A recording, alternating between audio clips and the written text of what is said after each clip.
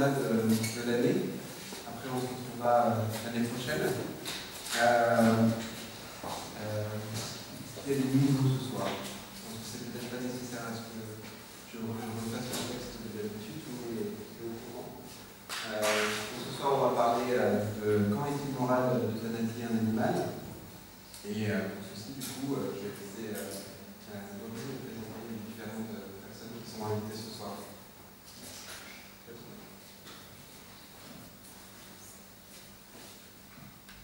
Alors, bonsoir à tous. Donc, il est admis dans le monde scientifique que l'animal est un être sensible.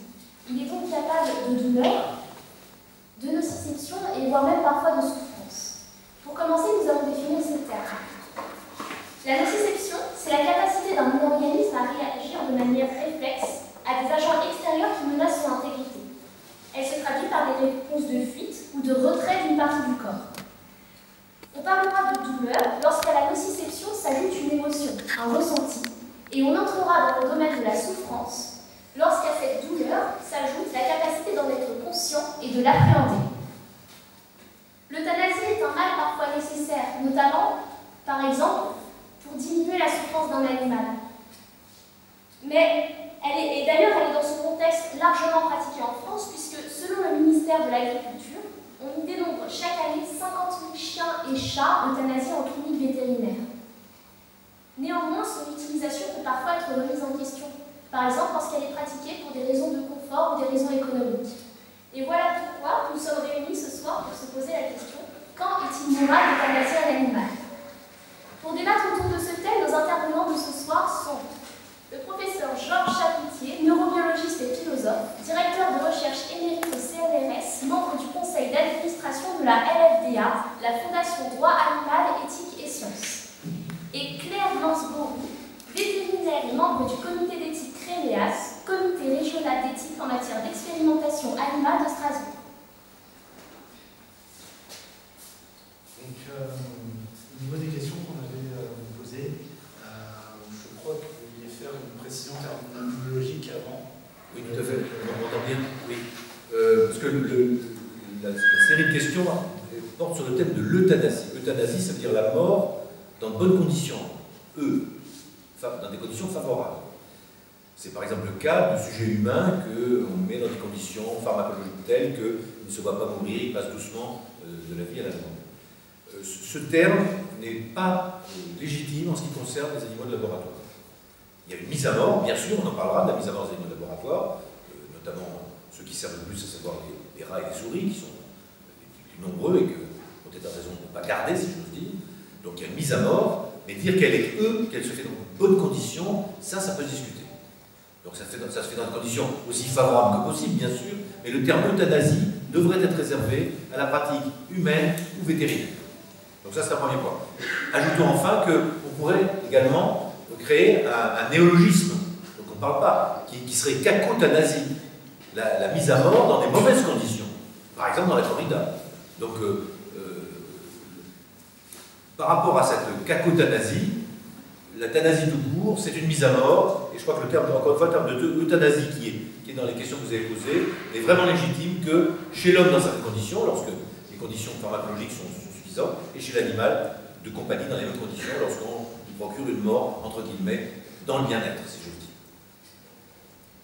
Je peux juste compléter, c'est que l'euthanasie, c'est un acte vétérinaire qui est fait par un vétérinaire qui a un diplôme de vétérinaire et c'est pas du tout la même chose que l'abattage dans les abattoirs ou l'abattage d'animaux nuisibles ou dangereux, et ni de la mise à mort dans des conditions de laboratoire. Donc il faut savoir que le terme euthanasie, c'est un acte qui est vraiment réservé aux vétérinaires. Il faut avoir un diplôme de vétérinaire pour faire ça, parce qu'il faut des produits pharmaceutiques ne peuvent avoir que des vétérinaires. Il faut pouvoir le prescrire et puis l'injecter, avoir le droit d'injecter. D'accord ? Donc notre première question est pour vous, Monsieur Georges Chapoutier. Ça serait, quelle utilisation de l'animal amène donc à des mises à mort ou des euthanasies dans la pratique vétérinaire? Moi, je vais tenter de dire toutes les utilisations de l'animal. chaque fois que l'homme utilise un animal, se pose la question de savoir qu'est-ce qu'il va en faire après. Est-ce qu'il va le garder jusqu'à la fin de sa vie? C'est idéal, mais dans beaucoup de cas, ou parce que l'animal le souffre, ou parce qu'il devient dangereux, ou parce que tout simplement l'homme n'a pas la capacité de consommer un trop grand nombre d'animaux, se pose la question de la mise à mort. Alors, rajoutons à ça ensuite les cas d'euthanasie, c'est-à-dire les cas où l'homme, par exemple, met l'animal à mort pour s'amuser. Quel cas, c'est encore un cas supplémentaire. Mais j'ai envie de dire que la mise à mort, elle se pose pratiquement dans toutes les interactions de l'homme et de l'animal. Alors, bien entendu, de façon très différente, s'il s'agit de la mise à mort d'un moustique ou de la mise à mort d'un chien, bien sûr. Et du coup, quelles sont les réglementations déjà mises en place pour la mise à mort ou pour l'euthanasie dans les cas vétérinaires? Alors, ça dépend, je pense que ça dépend des endroits, justement. Les réglementations ne sont pas les mêmes pour l'abattage d'animaux de consommation ou la mise à mort d'animaux qu'on souhaite euthanasique d'animaux de compagnie par les vétérinaires ou d'animaux de laboratoire dont on se sert plus. Ce sont chaque fois des raisons différentes. Les réglementations dépendent de l'utilisation de l'animal qui est faite et aussi de l'animal lui-même. Par exemple, en laboratoire, par exemple, il y a une série de réglementations qui concernent les vertébrés, maintenant les pieuvres. Par exemple, il n'y a aucune réglementation pour les autres invertébrés, donc ça dépend de quel animal il s'agit. Je pense qu'il faut quand même recentrer le débat, c'est que l'euthanasie, c'est que une mort, à visée humanitaire qui est destinée aux animaux de compagnie. Il ne faut pas mélanger l'abattage et puis le laboratoire, qui est une mise à mort. Donc, si on parle d'euthanasie, l'euthanasie est faite par un vétérinaire, et le vétérinaire, il dépend du code rural et de son code de déontologie.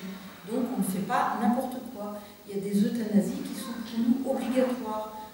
Par exemple, les douanes font une saisie d'animaux, rentrer illégalement en France, c'est le vétérinaire qui va le faire.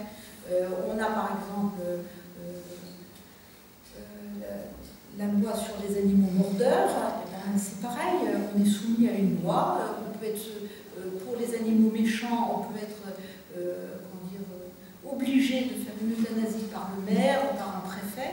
Donc on est tributaire des lois du code rural, du code de déontologie, du code pénal, on est tributaire de tout ça. Donc les questions qui viennent derrière sont plus sur la souffrance, donc selon les termes qu'on a définis lors de l'introduction. Donc pensez-vous que les animaux souffrent pendant la mise à mort telle qu'elle est pratiquée actuellement, et quels sont les critères qui sont pris en compte justement pour évaluer cette souffrance, cette douleur de l'animal pendant ces mises à mort? Donc si je parle d'euthanasie, donc euthanasie ça veut dire j'endors un chat, un chien, un arc, je prends donc d'abord mes précautions pour faire signer des papiers comme quoi la personne est bien le propriétaire de l'animal.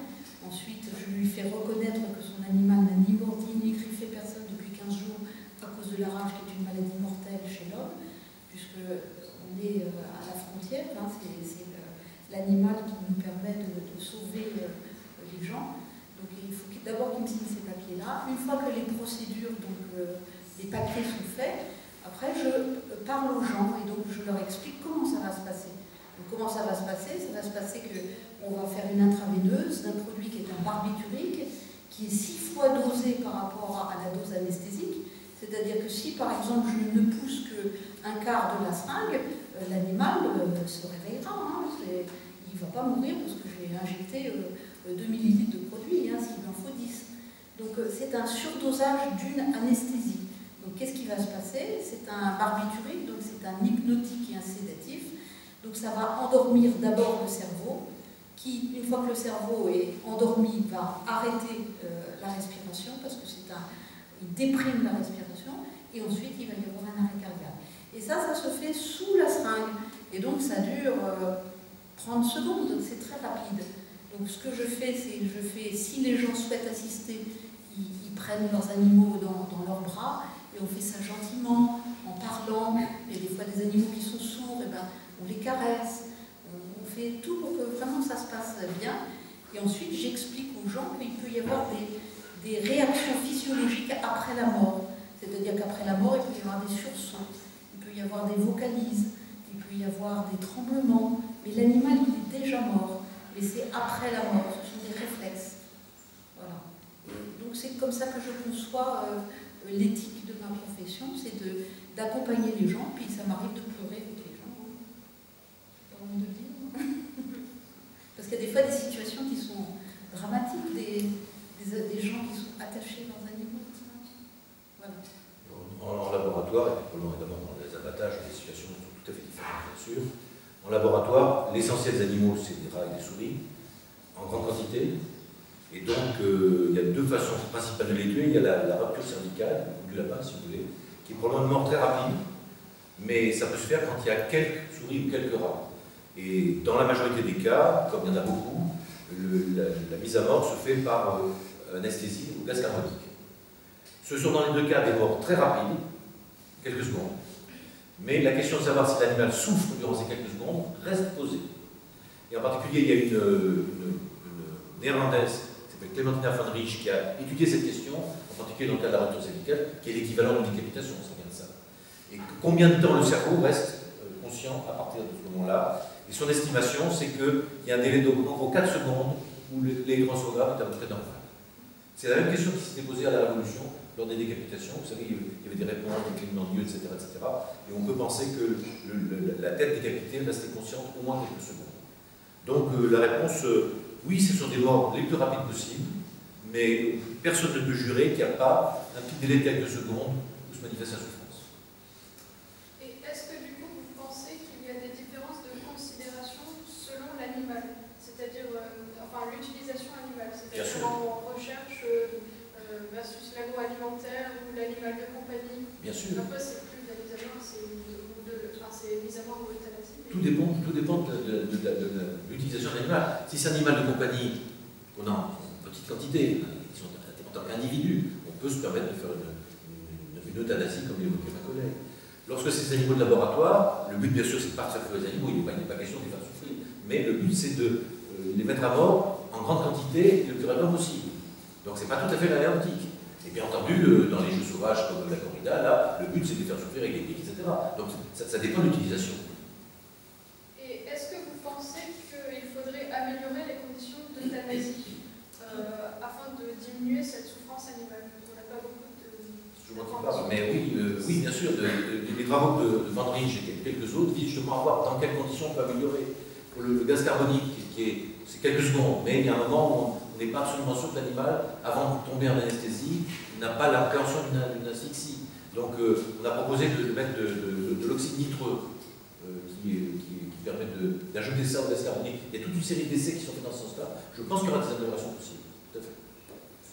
Au niveau des protocoles de recherche que je lis dans le cadre du CREMAS, là, on est très vigilant justement pour ces histoires de mise à mort.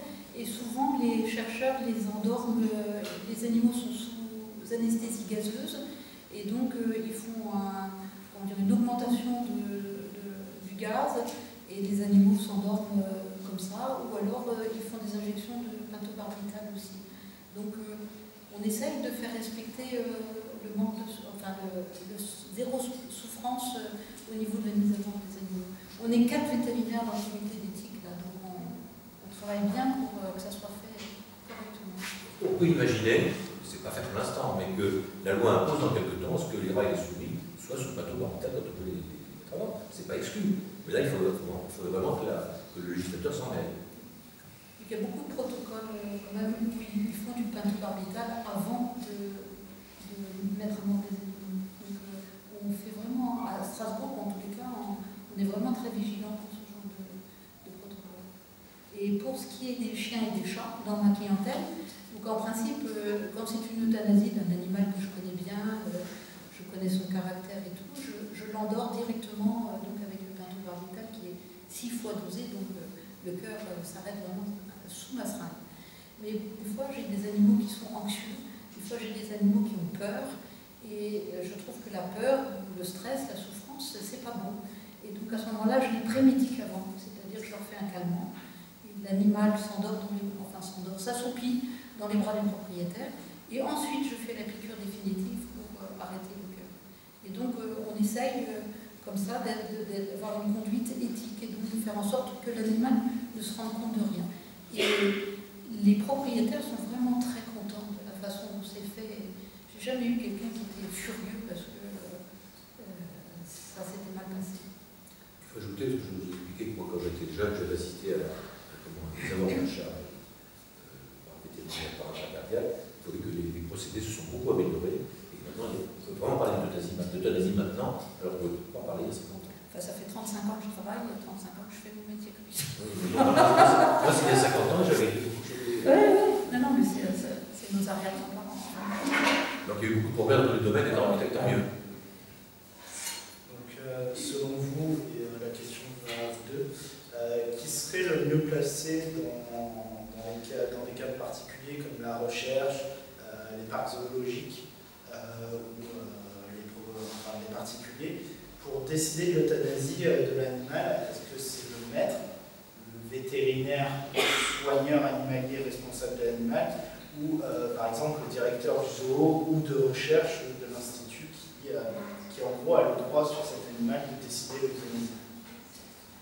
Pour ce qui est des labos, c'est clair, l'animal ne servant plus, sauf les cas rarissimes, de gros animaux qu'on peut réhabiliter, on en parlera tout à l'heure, sans doute, effectivement.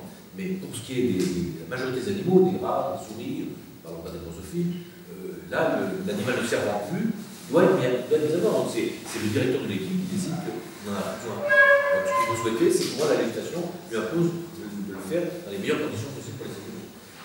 Mais on ne peut pas garder de l'huile sur les cloches. On ne va pas trouver de gens pour les adopter, etc. Ça, c'est pas possible dans l'état actuel de la société.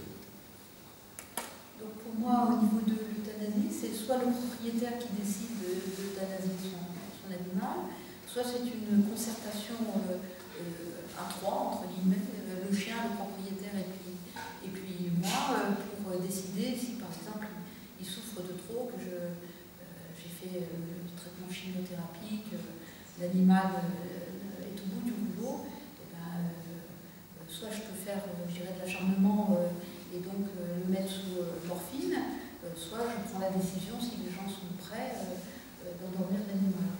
Et sinon, la troisième personne qui peut m'obliger à euthanasier un animal, c'est le préfet, c'est le service des douanes, c'est le maire d'une commune, des gens de loi, entre guillemets. Remarquons que nous parlons ici de deux groupes d'animaux que nous connaissons bien, c'est une spécialité, c'est les animaux de compagnie et les animaux de laboratoire. Il y a toute une autre dimension, les abattages pour l'alimentation, les jeux sauvages comme la chasse. Il y a toutes sortes d'autres cas où les animaux à mort. Oui, mais ça, c'est de l'abattage. Ça a été vu la semaine dernière, la semaine d'avant. Juste un rappel, on se limite à deux catégories très particulières. Par contre, pour les zoos, c'est les jardins zoologiques, alors peut-être que ma collègue expliquera encore mieux. Non, je travaille avec des amis qui dirigent les zoos, mais je crois que là, ce sont des animaux tellement précieux que je pense bien gérer, c'est pas dans l'intérêt d'un zoo d'euthanasier des animaux. Donc s'ils sont euthanasiés, c'est qu'il y a des problèmes de tuberculose, c'est qu'il y a des problèmes de maladies, je dirais, graves. Il y a jardins zoologiques, des jardins zoologiques aussi, il faut faire ça aussi. Hein. Il y a des jardins sérieux, et puis il y a plein de petits parcs dont le directeur s'improvise directeur de la zoologique et qui sont là pour faire du fric, je voulais dire, et qui n'ont pas beaucoup de soucis pour les animaux. Alors, il faut bien distinguer les grands parcs entre guillemets sérieux comme le zoo de Bâle, etc. Et puis les petits parcs qui se promènent dans les souvent les animaux ne durent pas plus que la saison. En fait, l'exemple qui m'avait en tête, c'était celui du girafon au Danemark, qui a été euthanasié pour cause de co-sanguinité, pour des problèmes de co-sanguinité. Là, justement, la question, c'était vraiment la question de départ. Est-ce qu'on peut juger ça éthique ou non, moral ou non, dans le sens où l'animal en soi ne présentait pas de problème particulier de santé? Il était consanguin avec ses parents, c'est ça? Il était consanguin avec quoi? Non, en fait, il n'apportait rien sur un plan génétique. Vous ne pouvez pas le donner à un autre zoo? Ça avait été proposé, hein, il y en a qui étaient prêts à le prendre, mais c'est en fait le zoo de Copenhague qui a refusé de le céder à nous. D'accord. Non, parce que le réintroduire en Afrique, c'est illusoire. Hein, mais le Danemark adore euthanasier ses animaux en public. Hein. Ils l'ont fait d'ailleurs avec le lion récemment. Pas récemment. Hein. Donc ils ont une autre conception de la morale, de l'éthique. Pour eux, c'est plutôt formateur d'euthanasier un animal et de le dépouiller en public et donner les morceaux. Enfin, nous, personnellement, on n'est pas fiers d'euthanasier les animaux. Pour nous, c'est quand même des problèmes, je dirais, graves. Il y a beaucoup de vétérinaires qui dépriment, hein, parce que à force d'euthanasier des animaux, au bout de 20 ans en profession, on a quand même des gros problèmes.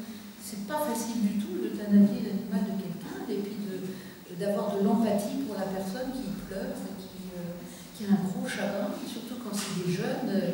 Ils ont connu l'animal pendant toute leur enfance, et puis brutalement, il faut à 20 ans perdre son animal. Et là, ça pose vraiment des gros chagrins, des grosses peines. Et nous, on est des hommes, hein, donc, on est sensibles à tout ça. Hein, surtout, il y a quand même beaucoup d'empathie avec nos clients. Est-ce que vous pensez que du coup, l'économie peut l'emporter sur le bien-être animal? Je veux te dire que dans la majorité des cas, hélas oui. On vit dans un système économique et l'économie prime pour beaucoup de choses. Très souvent, l'économie a le dernier mot. Il y a maintenant des efforts éthiques dans un certain domaine, c'est très bien. Mais je serais tenté de dire que lorsqu'il y a un conflit très strict entre l'économique et l'éthique, c'est en général malheureusement l'économie qui prime. Je vais vous donner un exemple qui me vient à l'esprit qui est un peu extrême. Hein. C'est les morceaux de cadavres de la fièvre afteuse. Une fièvre qui ne se transmet pas alors, ça se transmet uniquement dans les troupeaux.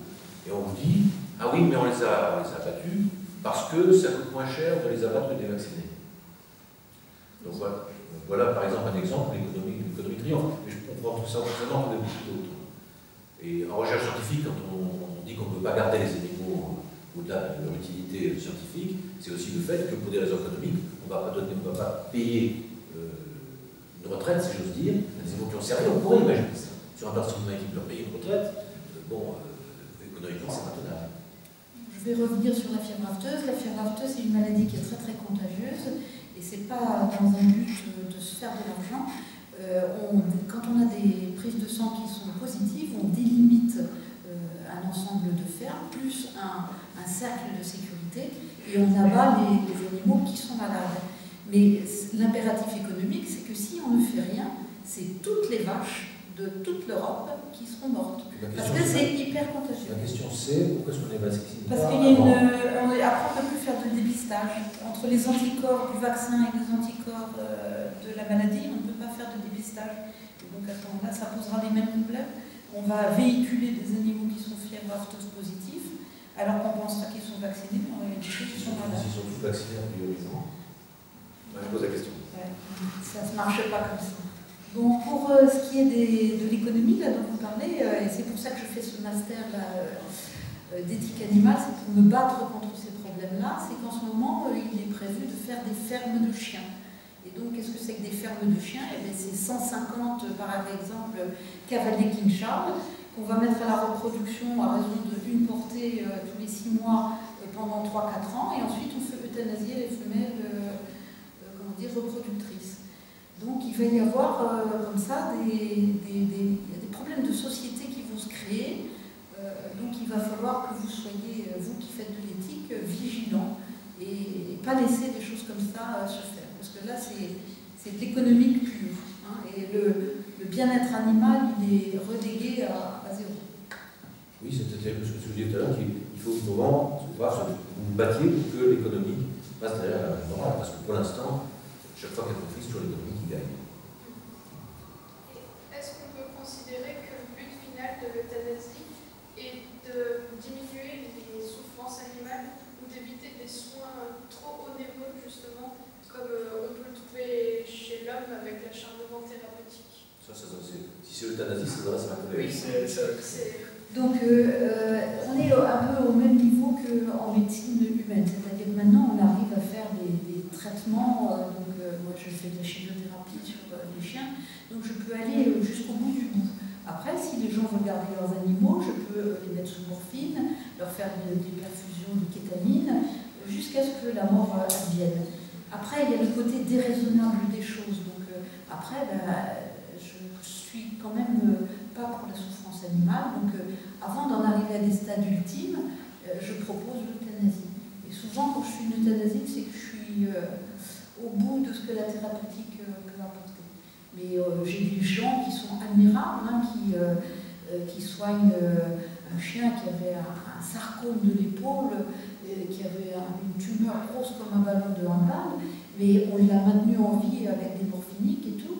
Et le monsieur, il était très content parce que ça lui a permis de se préparer 3 mois, 4 mois après à pouvoir endormir son chien correctement. Donc quand les gens sont demandeurs, on fait des soins, je dirais, poussés comme en médecine humaine. Et on garde l'euthanasie quand il n'y a plus rien à faire. Ou alors quand les gens disent « je ne veux pas le voir souffrir ».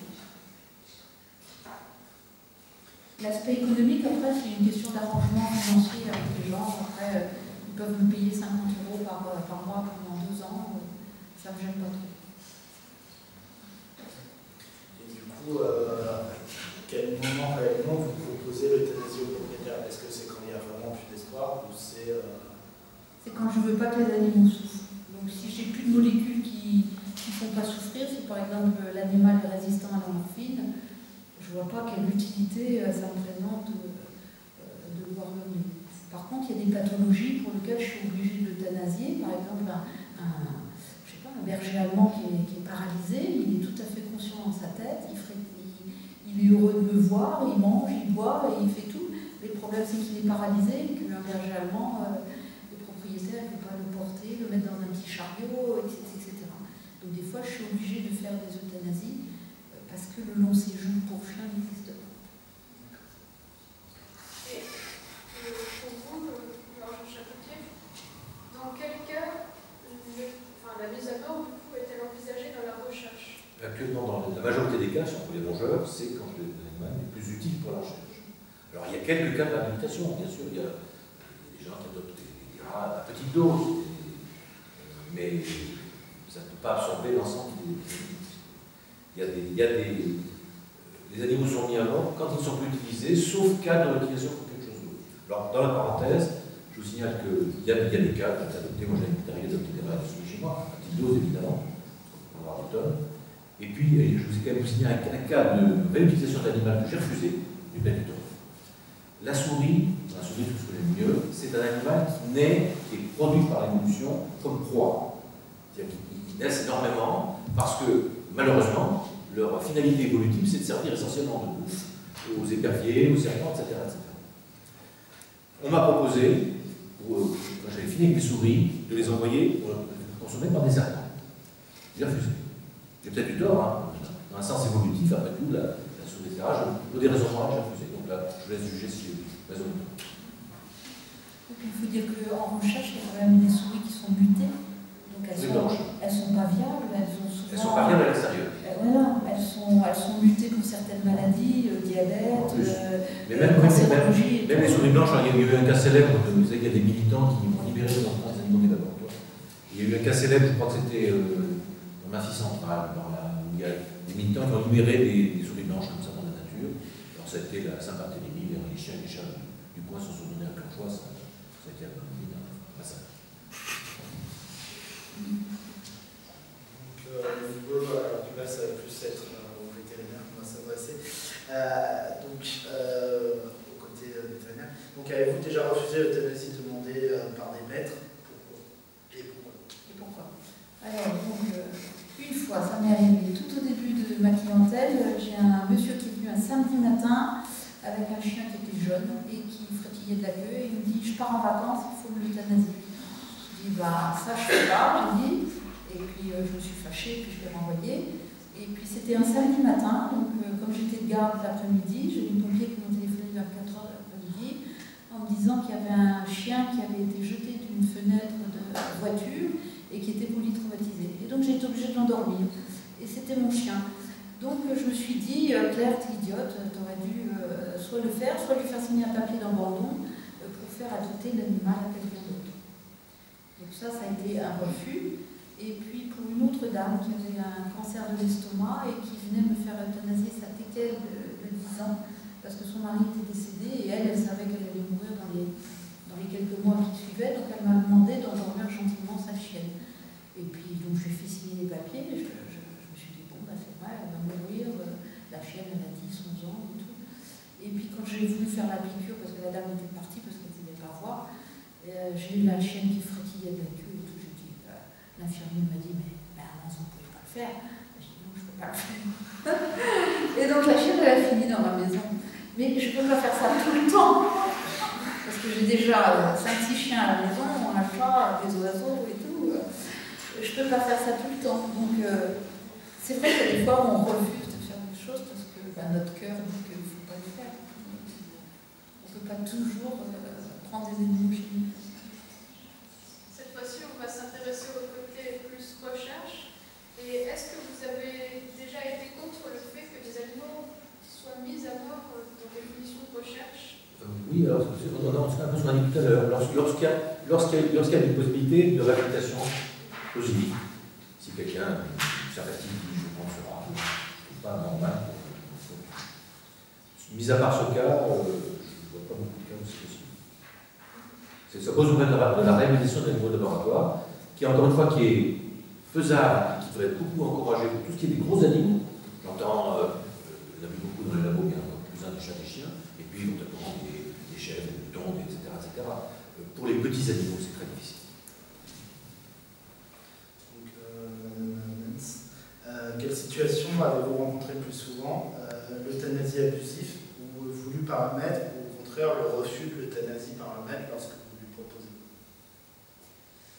Le refus par le maître, souvent ce sont les gens qui sont demandeurs, parce qu'ils voient bien que leur animal souffre, ou alors qu'il est dans un état végétatif, puisque maintenant on arrive à soigner les animaux. Je dirais, j'arrive à avoir des chats qui ont 25 ans, j'arrive à avoir des chiens qui ont 17 ans.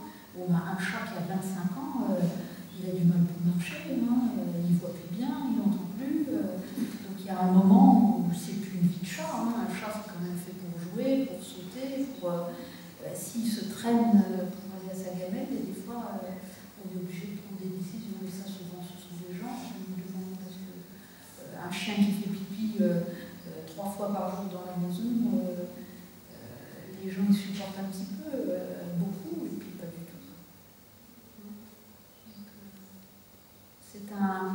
C'est une discussion, je dirais, à 3. L'animal, le propriétaire, et puis nous, et puis on argumente. Et puis si les gens ne sont pas mûrs, on essaye de faire médicalement qu'on puisse aller dans attendre un petit peu, mais dans des bonnes conditions. Donc tant qu'il y a des molécules pour agir, quand j'entends hurler un animal parce qu'il est en insuffisance rénale, là je fais comprendre aux gens que le stade d'après c'est le coma avec des hurlements. Là les gens m'écoutent quand même, donc ils se disent arrêtez.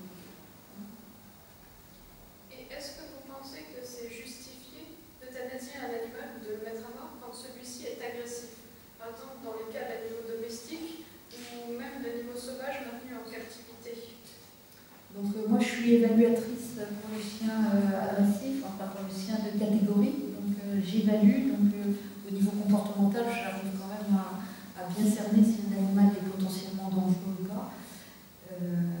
Donc quand j'ai un chien agressif, que ce soit un Rottweiler ou que ce soit un Jack Russell, s'il a mordu de façon méchante et de façon désinhibée totale, je n'hésite pas à m'endormir, parce que après, ça peut être un enfant qui est pris à la gorge, ça peut être une personne qui perd un œil. Moi, je ne pourrais pas dormir si je me dis, Claire, tu ne l'as pas endormi, regarde les dégâts que ça a fait parce que tu n'as pas dû le faire. Donc là, je crois que j'hésite pas. Pour le jardin zoologique, la question se pose aussi, parce qu'il y a des animaux qui deviennent fous, par exemple. Alors là, c'est bien, ils sont venus pas à cause de l'homme, l'enfermement, mais s'ils deviennent agressifs et insupportables, c'est très difficile de les garder. Même si la responsabilité originelle, c'est dans le fait de les avoir enfermés, il y a ce qui est possible qu'ils les gardent. Donc, justement, on parle de réhabilitation, et donc c'est les questions qui vont venir principalement concerner la réhabilitation. Donc, justement, on avait évoqué avec Cédric Sueur un certain nombre d'animaux qui sont morts de stress après une réhabilitation. Et donc, on peut se poser la question du choix entre la réhabilitation et l'euthanasie. Comment ce choix est pris, et voilà, on aimerait avoir votre avis dessus. Les animaux qui meurent de stress, il peut y en avoir, mais c'est peut-être assez rare quand même. En général, quand une réhabilitation est bien faite, au moins pour les rats souris, ça ne pose pas de problème. À moins que le rat est vraiment très très bien mené, je pense qu'un rat ou une souris, si on les adopte, se comporteront bien. Pour les chiens, je ne sais pas. Quand les animaux sont assez jeunes, je fais signer des papiers d'abandon et puis je peux arriver à trouver des gens pour les reprendre. Mais là, pour ma petite Teckel qui avait 11 ans, je ne pouvais pas la proposer à quelqu'un. La preuve, c'est qu'elle est morte 1 an et demi après. Donc, c'est difficile pour moi de trouver un client qui accepte d'avoir un chien vieillissant et donc d'accompagner un chien vieillissant. Donc là, c'était soit moi, soit l'autre. Donc la réhabilitation, elle peut se faire si l'animal est encore jeune et réadaptable. Est-ce que vous pensez qu'il existe des solutions alternatives à la mise à mort pour les animaux de laboratoire? Mis à part la réhabilitation, je ne comprends pas. Mais je pense qu'il faudra encourager ça. Il faut qu'il y ait une volonté politique pour ça. Pour encourager la réhabilitation, il y a des associations privées qui s'en occupent. Mais tant qu'il n'y a pas de volonté politique, c'est-à-dire tant que la société n'est pas mûre, ça ne se fait pas bien. Peut-être que dans un siècle, spontanément, les gens adopteront plus facilement que maintenant. Mais il y a des réhabilitations quand même qui sont faites. Il y a des associations, par exemple, de Calgo, donc ce sont des lévriers qui sont utilisés en Espagne pour faire des courses de lévriers. Donc ce sont des animaux qui sont poussés, qui sont familiques et tout. Et il y a des associations qui les récupèrent et qui à l'âge de 5-6 ans, qui les remettent dans des familles. Et j'ai des clients qui ont été chercher des chiens dans ces associations-là. Des chiens et des chats, mais les rongeurs, c'est un peu difficile. Non. Mais c'est pas exclu non plus. Et donc, ça pousse. Parce que sinon, c'était l'euthanasie pour ces chiens. À partir du moment où il n'y a plus de courses, ils ne servent plus à rien. Donc même pour les rongeurs, ça peut se faire aussi, peut-être pas en quantité massive, mais là, encore une fois, c'est une question d'attitude sociale. Il faut que la société soit adaptée à ça. Alors, pour l'instant, on demande vraiment à débuter en disant faites-nous une loi pour qu'on puisse adapter des rats de laboratoire. Je pense que ça passe pas bien. La société n'est pas bien pour ça. Oui, ils sont tout à fait. Enfin, ça dépend lesquels, mais les rapports, etc., ils sont tout à fait. ils sont quand même porteurs. Oui, mais ça dépend lesquels, bien sûr. Et ça aussi, certains peuvent être porteurs de germes. Donc, notre dernière question, avant de laisser la parole au public, ça serait selon vous, est-ce que la pratique de l'euthanasie et de la mise à mort dans tous les milieux dont on a parlé jusqu'à présent doit être mieux réglementée, ou est-ce que les réglementations en cours en présence sont suffisantes?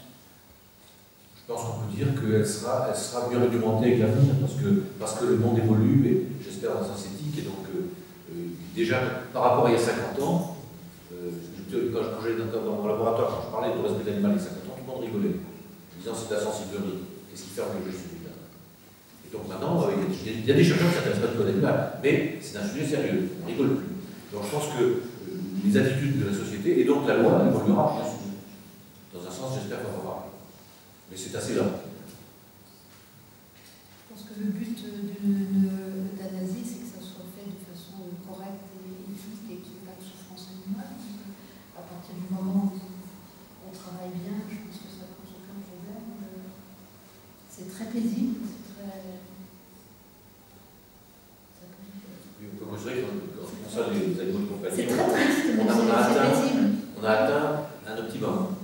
Pour les autres utilisations, il y a encore de la marge. Les gens nous disent souvent, mais qu'est-ce que j'aimerais être endormi comme ça, si j'ai la maladie d'Alzheimer ou si j'ai un cancer avancé. Les gens me disent ça souvent, parce qu'ils sont époustouflés de la façon dont ça se passe souvent.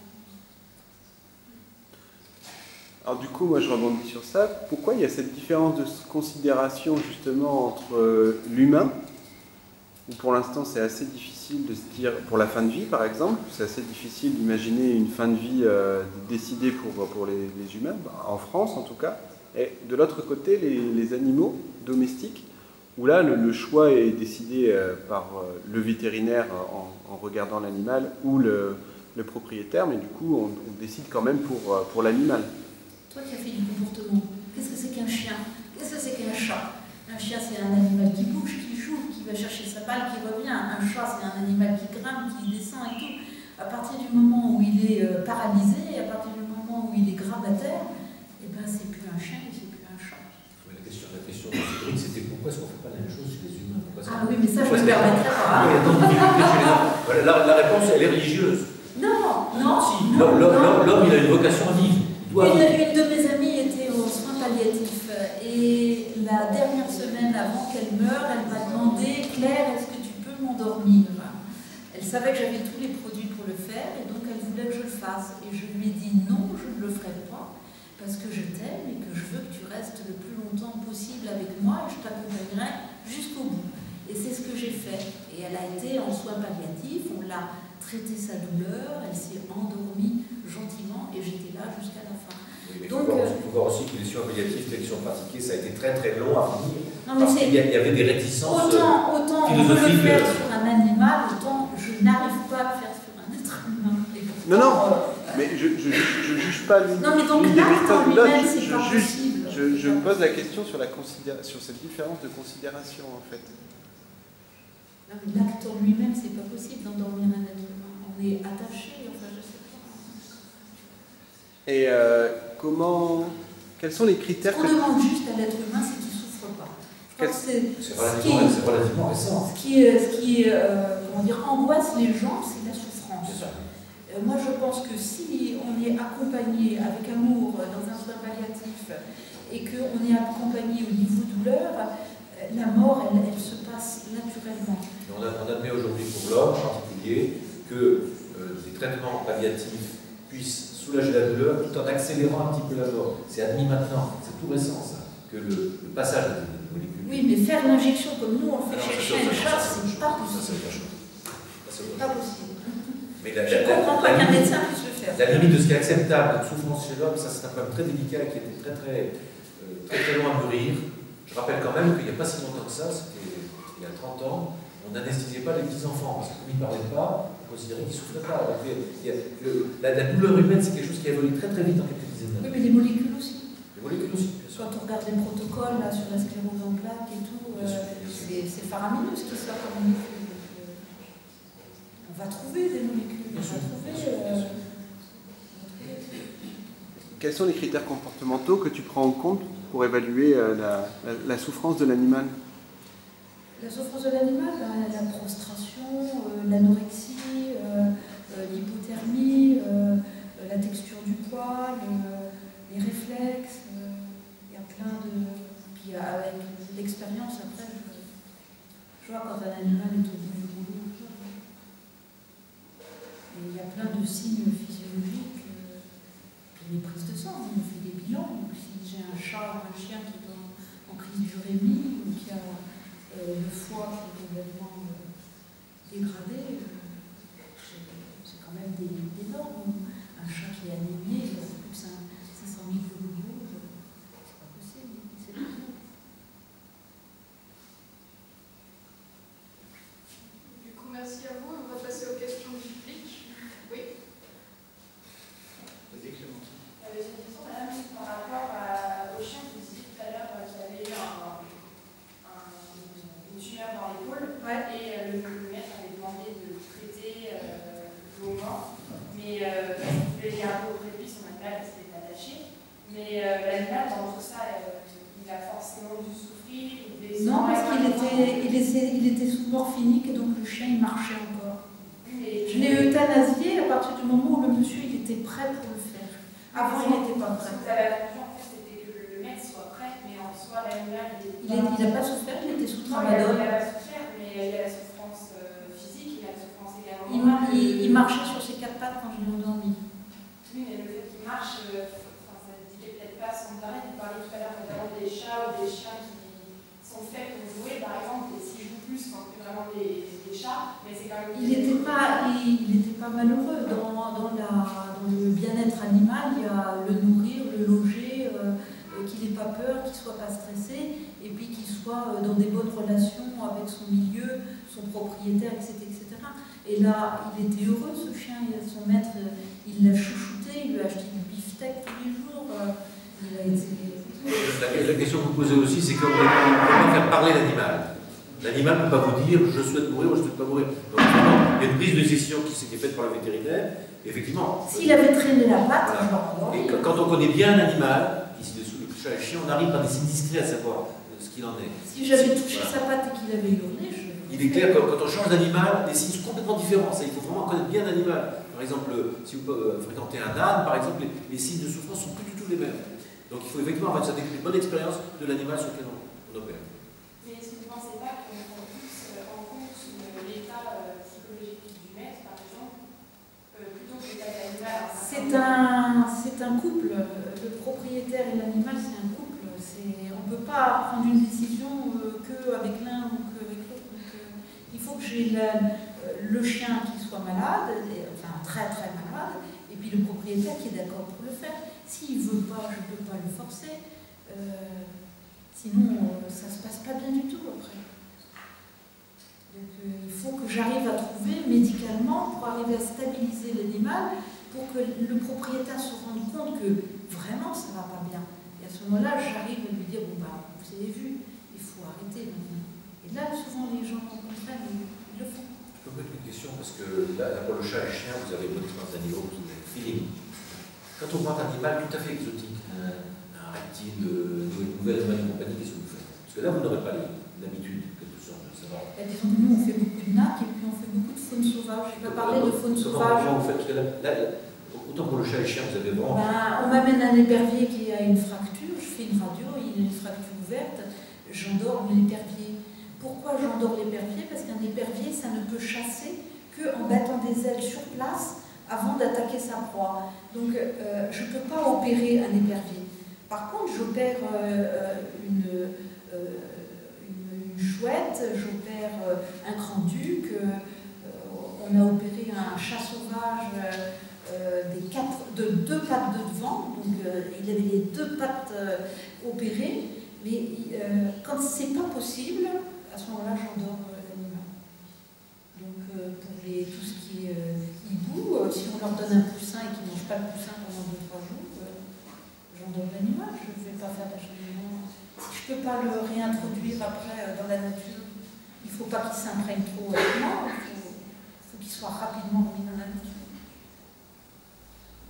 Est-ce que vous avez des cas où vous avez eu l'impression, c'est des cas où des animaux se laissent dépérir en fait? Que ce soit... Est-ce que vous connaissez des cas? Parce que ça peut être des cas domestiques, des cas, je ne sais pas, dans la recherche, mais des cas d'animaux sauvages. Moi j'ai le cas en particulier, c'était dit à la télé, donc d'un jeune chimpanzé qui avait vu sa mère mourir. Ça a été décrit pour les grands singes. Et qui du coup était resté à côté de sa mère jusqu'à perdre la vie en fait. Ça totalement... Les animaux qui se laissent mourir, c'était décrit pour les grands singes. Ailleurs, je vois en tout cas les rats, les souris, je n'ai pas d'exemple. Sauf c'est mourir pour des raisons physiologiques, métaboliques, ça c'est autre chose. Mais psychologiques, je n'ai pas d'exemple à donner chez les rouges. Il m'arrive que les gens me ramènent des fans, des petites biches qui ont été heurtées par une voiture mais qui ne sont pas très blessées. Et là, j'arrive pas à les garder en captivité. On se tape la tête contre les murs et elles se suicident. Donc là, pour le gibier, j'arrive vraiment pas à les sortir d'affaire. Donc là, je suis vraiment... Il y a vraiment des problèmes de captivité qui sont insupportables pour eux. Après, les dépressions, j'ai des gens qui ont plusieurs animaux. Quand il y en a un qui décède, l'animal déprime. On a des antidépresseurs. Hein. Donc, je mets les animaux sous antidépresseurs. Je ne gêne pas. Et puis, un mois après, ils ont repris leur place. Ils ont même pris des fois une meilleure place parce que l'autre n'est plus là pour, au niveau dominance pour le dominer. Donc, des fois, ça se passe. Les chiens, des chats qui sont très attachés à un demi-frère. Des fois, il y a plusieurs chats dans la famille, des choses comme ça. J'ai connu des gens qui avaient 2 gerbils et quand la plus âgée est morte, la deuxième s'est laissée dépérir. Oui, mais souvent, les gens, comme ce sont des petits animaux qui vivent en groupe, on leur conseille de reprendre tout de suite l'animal. C'est pareil, au départ, il y avait des gens qui venaient avec des chiens de prairie. Les chiens de prairie, c'est des animaux qui vivent que en groupe, des animaux sociaux. Donc on avait des gros problèmes d'agressivité avec les chiens de prairie, maintenant c'est interdit, parce qu'ils ont enfin compris que c'est pas, on ne peut pas les prendre en captivité. Mais il faut respecter la biologie de l'espèce qu'on a. D'autres questions? Oui. Moi, juste pour rebondir, j'ai vu qu'elle a un perroquet aussi, qui a un perroquet. Ce sont des animaux qui ont d'importantes capacités cognitives et qui vivent très longtemps, et souvent plus longtemps que le propriétaire qui vient décéder. Et le grand Tara qu'il avait, la rouge classique, s'est laissé dépérir et s'est déplumé et s'est dommage parce qu'on leur donne des antidépresseurs, parce que justement il y a une pathologie chez le perroquet qui est liée justement, qui s'appelle le pica, et qui est souvent liée à un mauvais biotope, donc soit une cage qui n'est pas assez enrichie, soit des propriétaires qui vivent la nuit alors que lui il a besoin de dormir 14 heures par nuit. Ça ne va pas du tout, et donc on a l'animal qui se déplume complètement et qui s'arrache les plumes, et ben on prescrit des antidépresseurs, et ça marche bien, les plumes elles repoussent. Merci de souligner le cas des perroquets, en parenthèse, parce que l'éthologie évolue très vite. Chaque année, on trouve des choses extraordinaires sur les animaux, disons les plus céphalisés, vertébrés et pieuvres, et notamment les perroquets, on s'aperçoit que c'est un animal d'une remarquable intelligence, sociaux, qui vivent une soixantaine d'années, qui sont remarquablement intelligents. Parmi les oiseaux, les perroquets valent les corvidés et les pics dans le milieu intellectuel. J'avais juste une question. Je me demandais combien ça coûtait une consultation? Non, une euthanasie. Une euthanasie. Oula. Quel animal? Oui, de quel animal déjà? Un NAC, ça doit coûter, je ne sais pas, 25 €. Et puis pour un chat, ça doit être 40 €. Et pour un chien, ça doit être aux alentours de, je sais pas, 70 € peut-être. C'est en fonction de la taille de l'animal. Du produit, ouais, la taille est en fonction du produit. D'autres questions? Il y a aussi quelque chose dont on n'a pas parlé quand on fait l'euthanasie, il faut prévoir l'après-euthanasie. On ne peut pas mettre les animaux n'importe où, donc il y a des services d'incinération. Et donc les gens peuvent récupérer les cendres. Donc on a des incinérations individuelles où les gens peuvent récupérer les cendres de leur animal. Donc, soit pour les enterrer, soit pour les mettre sur la cheminée. Mais pas l'animal entier, vous dire. Si, l'animal entier. Mais les cendres. Les cendres de l'animal entier. Mais pas l'animal non brûlé. Les cendres, c'est des cendres. Ah oui, d'accord. On va imaginer que dans les cimetières pour animaux, par exemple, est-ce qu'on met que des cendres ou est-ce qu'on met des animaux entiers? Non, mais il n'y en a pas beaucoup des cimetières. Il y en a que ça. Madame, vous avez parlé tout à l'heure d'euthanasie chez des animaux méchants ou dangereux. Ouais. Je voulais savoir quels étaient vos critères pour juger de la dangerosité d'un animal. Je fais une évaluation d'un Rottweiler, et puis je m'approche de lui, il me déchire la main, et ça pisse le sang. Le propriétaire, il a fait ni une ni deux, il m'a dit, vous l'endormez. J'ai dit, je crois que oui. Mais j'ai quand même attendu les 15 jours, parce que je suis obligée, quand un animal mort, de... Non, mais sans parler d'un cas extrême comme celui-là, est-ce que vous avez dit à d'autres critères? De quoi? D'agressivité? Non, de juger, oui, de juger. Oui, il y a quand même beaucoup de critères. Un animal qui n'a pas d'inhibition à la morsure, on approche la main et il veut mordre, c'est un critère d'agressivité. Un chien qui ne me laisse même pas passer, c'est un chien qui pose des problèmes. Un chien qui a très peur, je fais un pas en avant, il fait 2 pas en arrière et puis il hérisse le poil, c'est un chien qui est potentiellement dangereux par peur. Donc ça, l'agressivité, il y a plusieurs... c'est assez rapide de voir si un chien est agressif ou pas. Pour un être humain, on irait voir un psy. On trouverait des excuses, on essaierait de comprendre son enfance malheureuse, ses antécédents. Finalement, l'animal, à partir du moment où il nous ennuie, où il pose problème, effectivement, c'est une le problème de l'agressivité, c'est que c'est souvent des problèmes d'éducation. Donc tous les problèmes de... Et c'est l'animal qui paye, en fait. Voilà. Non, mais donc ce qu'il faudrait, c'est que tout le monde... C'est un peu comme à l'école, il faudrait une formation pour être parent, pour pouvoir s'occuper correctement de ses enfants. Parce que moi, quand j'ai eu des enfants, je ne savais pas du tout comment il fallait s'en occuper. Donc pour un chien, je pense que c'est pareil, il faudrait des cours d'éducation comportementale. Parce que les problèmes de désinhibition, donc ça veut dire un chien qui fait n'importe quoi, c'est dans les 2 premiers mois de la vie. S'il avait été élevé correctement par sa maman chien, il aurait déjà moins eu de problème. S'il n'avait pas dormi dans le lit du propriétaire, il aurait encore moins de problèmes. Donc, voilà. Mais par contre, ça arrive qu'il y ait des chiens fous, des chiens qui, du jour au lendemain, passent du blanc au noir. Mais donc, dans la plupart des cas, vous ne cherchez pas à savoir si ces problèmes-là pourraient être rattrapés par un éducateur professionnel. La désinhibition, la peur et l'agressivité, c'est vraiment très difficile. Parce qu'au début, j'ai fait des formations en comportement et donc j'ai beaucoup traité avec du dipéperon, des molécules vraiment pour essayer de remettre le chien dans le bon chemin, c'est-à-dire que moi je traitais médicalement le chien, mais je l'envoyais avec un maître chien, donc un éducateur canin, qui faisait ensuite l'éducation, c'est-à-dire qu'il reprogrammait le chien. Mais j'ai pas eu beaucoup de bons résultats. Et quand les gens se font mordre 1 ou 2 fois après, ils ne veulent plus le garder. Et je ne veux pas, moi, le replacer à quelqu'un d'autre dans ce contexte-là. Parce que je me dis que si jamais il y a un accident plus grave, pour un petit enfant et tout, je m'en voudrais toute ma vie d'avoir replacé un chien comme ça. Bonsoir. J'ai simplement une question concernant justement ces conduites agressives. Il y a quand même, enfin, l'agressivité, c'est quand même une conduite qui peut avoir, comment dire, qu'il y a une réalité dans le fonctionnement éthologique du chien, c'est-à-dire que, est-ce que vous faites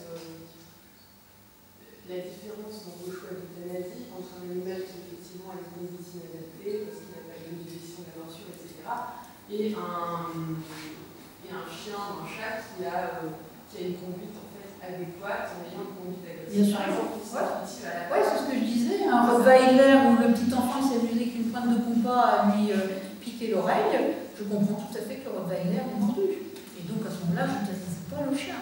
Je gronde les parents pour qu'ils éduquent leur enfant d'arrêter d'embêter le chien. Il y a quand même un certain nombre de conduites agressives qu'on trouve chez les animaux qui sont dues parfois. Mais ça, je suis tout à fait d'accord. De toute façon, quand on fait une inspection animal mordeur, on demande les circonstances de l'accident. Comment ça s'est passé? À quel moment? Est-ce que vous étiez là? Est-ce que vous n'étiez pas là? Et tout.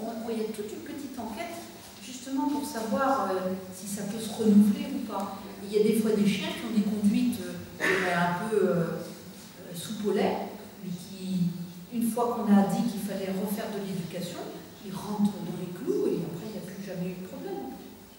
Donc, c'est vrai que ça m'inquiète un peu quand je vous entends dire un chien qui fait 2 pas en arrière et qui laisse le poil. Certes, c'est un chien agressif, il a une potentiellement agressif. Il a une conduite agressive, mais c'est une conduite qui est. Mais j'ai pas dit que je l'euthanasiais, hein, j'ai pas dit que je l'euthanasiais. C'est une conduite qui, sur le plan éthologique, se justifie quand même, je pense. La peur, non. Ça veut dire qu'il y a eu des problèmes au niveau de son enfance. La conduite agressive consécutive à la peur.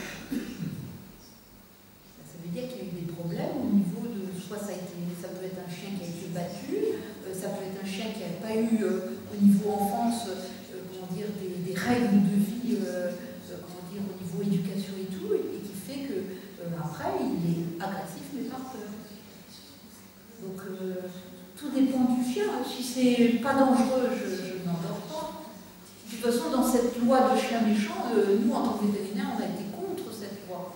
Parce que j'ai des fois des caniches qui sont beaucoup plus dangereux qu'un Rottweiler, on a dit, qui fatiguait de la queue. Hein. Des animaux, comment dire, que j'évalue, je sais pas, j'en ai peut-être 1 sur 20 qui est agressif, qui est classé en 2, 3 ou 4. Mais la plupart des animaux que je vois, Rottweiler,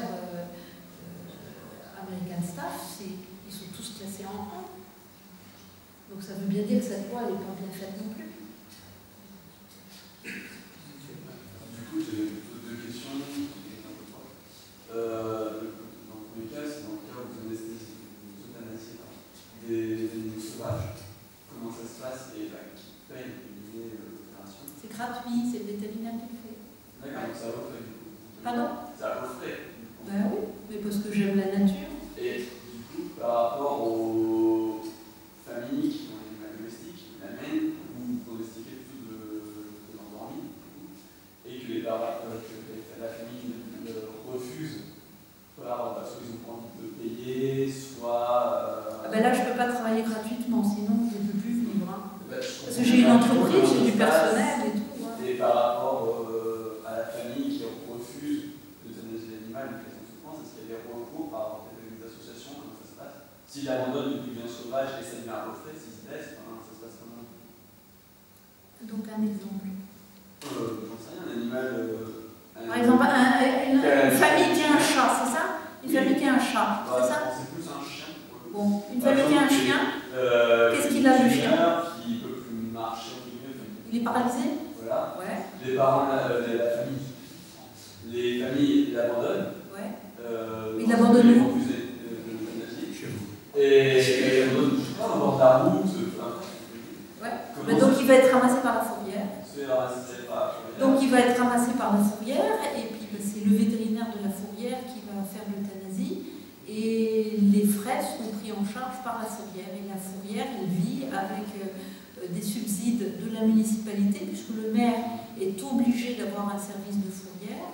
Donc il y a des subsides qui sont donnés par la municipalité, et si la fourrière se situe dans le cadre de la SPA, il y a des dons de fonctionnement de la SPA.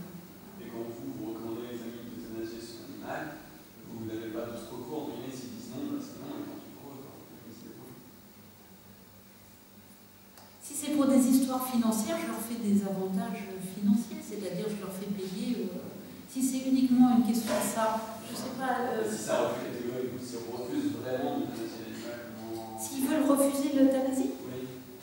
Qu'est-ce que vous voulez que je fasse? Ah, c'est une question pour tout le monde, qu'est-ce que vous faites? S'il repart avec son animal sous le bras, je ne peux même pas le médicaliser, je ne peux rien faire. Est-ce que, en fait, je pense qu'il y a des recours au niveau des associations, du coup, par rapport à ce consommateur. C'est un bien qui appartient au propriétaire. Oui. Donc, à partir de ce moment-là, tu ne peux rien faire. La question qu'il faudrait se demander, c'est est-ce que tu serais plus pour essayer de faire comprendre au propriétaire qu'il faut l'euthanasier, qu'il t'a passé 3 mois à faire passer l'animal sous morphine, ou est-ce que tu penses qu'il ne vaudrait pas mieux faire passer une loi? Alors, à ce moment-là, s'il n'a pas les moyens de le faire euthanasier, il n'a pas les moyens de se payer la c'est pas une question de moyens, c'est plus une question de décision. Mettons qu'il ait les moyens, mais qu'il ne veulent pas le faire euthanasier. J'ai eu un cas, par exemple, d'un chat que j'ai soigné pour insuffisance rénale, donc je l'ai mis sous perfusion. Le chat, son état s'est empiré. Le monsieur a dit, je reprends mon chat. J'ai dit, mais monsieur, il va souffrir, il faudrait l'endormir. Il m'a dit, je reprends mon chat. Et j'ai revu ce monsieur, je ne sais plus, 3 mois, 6 mois après, et il m'a dit que son chat était mort tout seul à la maison. Donc lui, il a voulu que son chat meure en souffrant. Est-ce que tu ne penses pas que dans ces conditions-là, qui serait une souffrance extrême pour l'animal, il ne faudrait pas que le vétérinaire ait en fait le dernier recours finalement, ou la dernière décision? Je ne peux pas forcer quelqu'un à faire une euthanasie s'il ne veut pas. Il faudrait changer le statut de l'animal aussi. Non, mais justement, changer le statut de l'animal ou changer la loi. Ça fait longtemps qu'on se bat pour ça. Changer la loi. Non, mais bon, ma question, c'est est-ce que tu penses qu'il ne faudrait pas changer la loi pour que le vétérinaire ait finalement le dernier mot sur l'euthanasie, ou est-ce que tu ne laisserais pas plus, comme c'est le cas maintenant, la décision au propriétaire? Qu'est-ce que tu en penses? Moi, je ne peux pas forcer quelqu'un à faire quelque chose qu'il veut pas. On vit dans un pays de liberté, et donc... Mais la liberté jusqu'à quel point de la souffrance animale? À partir du moment où elle ne nuit pas à l'autre, mais l'animal appartient au propriétaire. L'animal reste un bien pour l'instant. Donc si on change le statut, on peut imaginer le changer, mais ça sera un bouleversement légal, ça viendra peut-être. Déjà, la première chose qu'on pourrait faire, ça c'est déjà immatriculer les chiens et les chats. Donc ça se fait dans certains pays comme la Suisse. C'est obligatoire. Les chats? Oui, c'est obligatoire depuis longtemps, mais les gens ne le font pas. Et je ne peux pas forcer les gens à pucer leurs animaux s'ils ne veulent pas les pucer.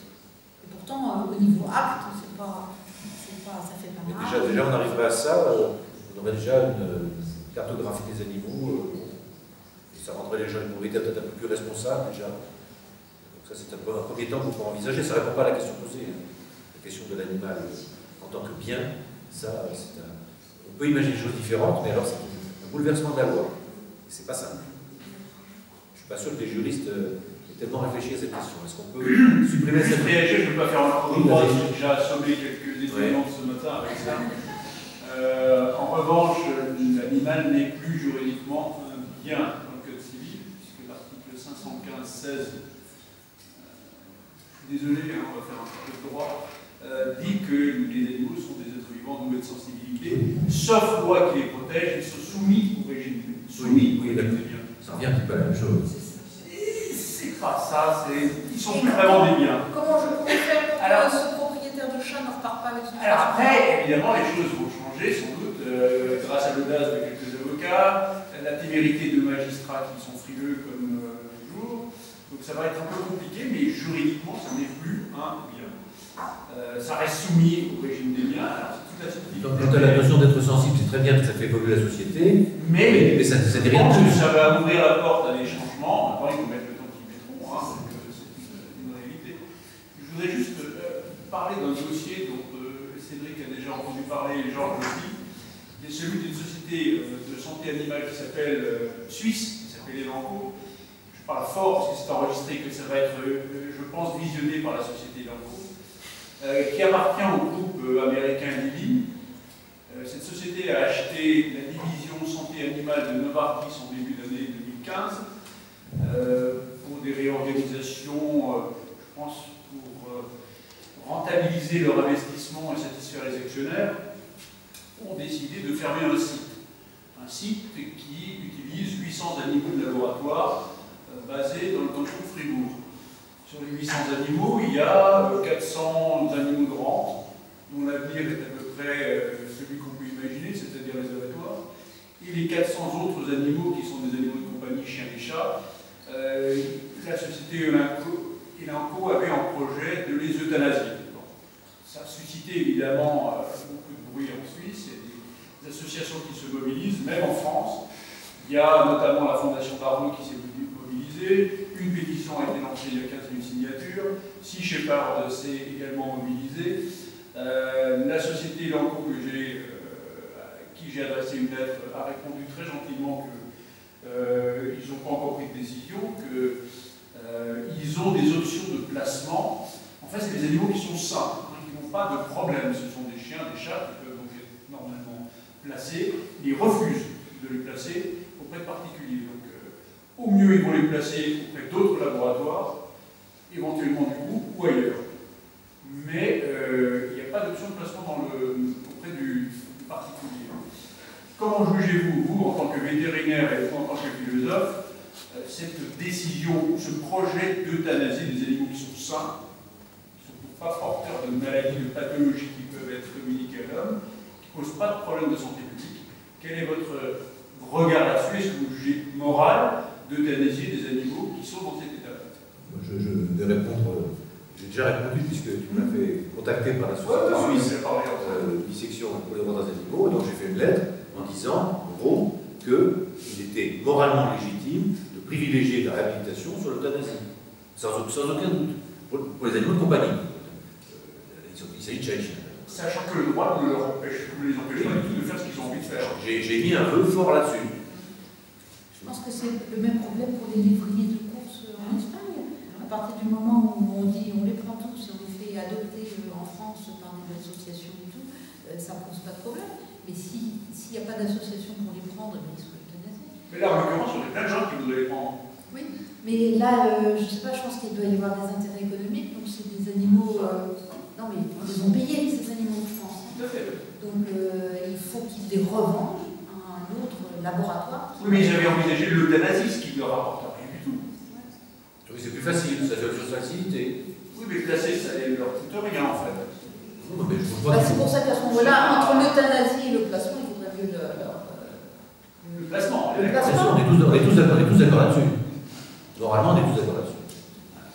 Après, si c'est économique, il faut qu'ils arrivent à les revendre à un autre laboratoire qui les euthanasie. Bon, après, il y a des cas où ils ne sont pas tous comme ça. Avant-hier, j'ai été contacté par un ami qui travaille chez Sanofi qui m'a dit j'ai un cochon, il est adorable, je veux pas qu'il aille à l'abattoir, donc tu me trouves une solution. Et la solution est déjà trouvée en fait. Le problème c'est que quand on nous dit qu'il y a 1 ou 10 animaux, ça va. Quand il y a un problème de 200 ou 400 animaux, ça devient plus difficile. Alors dans le cas des rats, il y avait eu des choses qui avaient été faites par le Graal, où je crois qu'on était monté. Il y a aussi, pour les rongeurs, il y a aussi l'association White Rabbit, qui fait ça avec les lapins et les lapins, il y en a moins, et puis c'est plus facile, entre guillemets. Mais du coup, ils avaient lancé les rats et les souris ne sont pas très populaires. Une grande action pour 200 rats. Les 200 rats ont été assez vite réhabilités. Oui, pourquoi c'est possible? Ah oui. Mais ce sera pas possible. Il est clair, ce ne sera pas possible pour tous les rats et les souris, dans l'état actuel des effectifs. De toute façon, tout ce qui est OGL, ça passe pas, on ne peut pas les réhabiliter. Ça, déjà, c'est fait.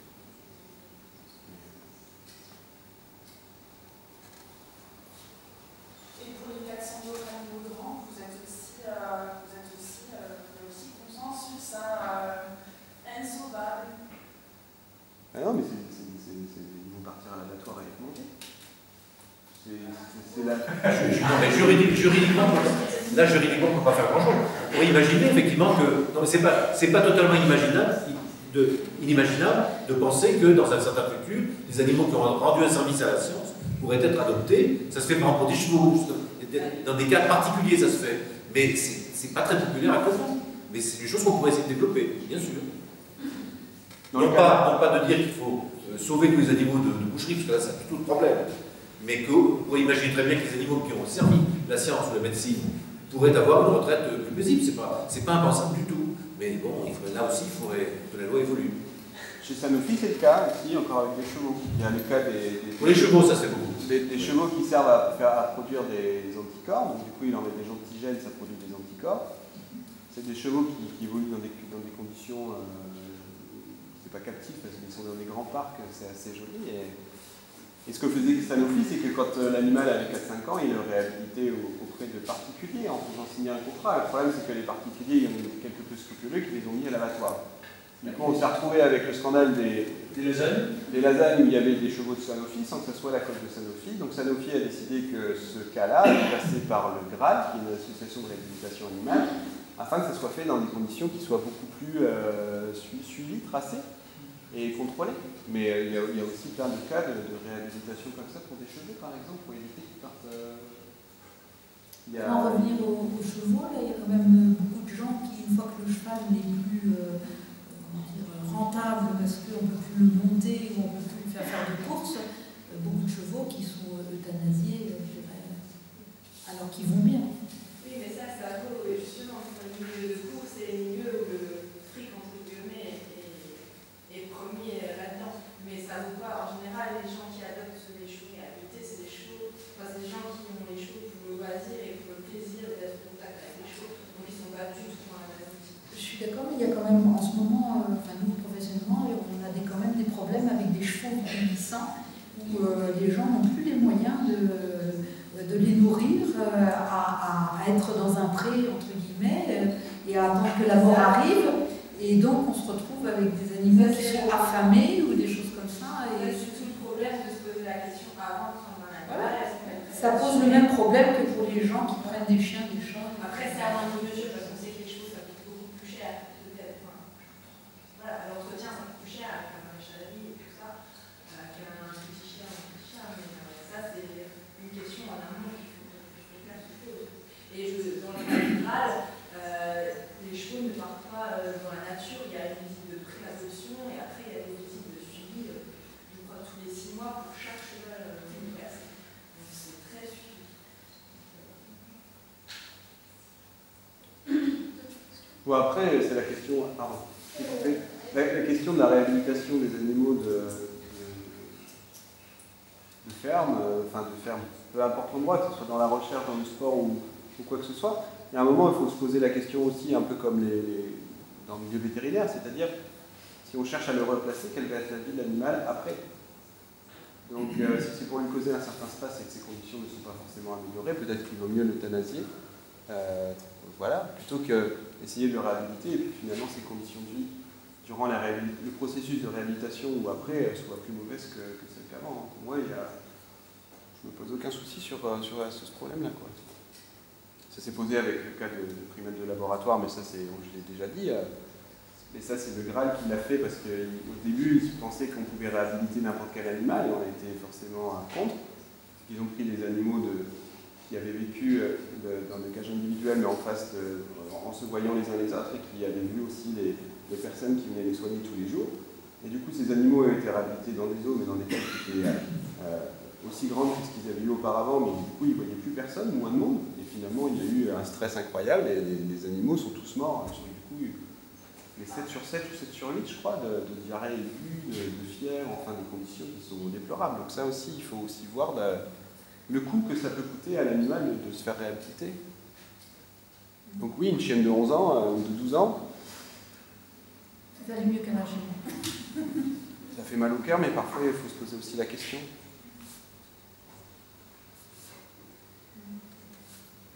J'avais une petite question concernant l'évolution des méthodes d'euthanasie dans les cabinets vétérinaires, parce que vous disiez tout à l'heure que ça fait 35 ans que vous faites ça, si je me trompe pas, et que vous avez toujours utilisé la même principe. Parce que ça marche super bien, et c'est cool. Ça, je comprends, c'est très bien. Mais moi, je reste un peu sceptique parce que autant vous avez dans les années 80, ok, mais dans les années 70, 60, je trouve que les vétérinaires utilisaient cette méthode-là, même dans les années 50 pour euthanasie. C'est une vieille molécule.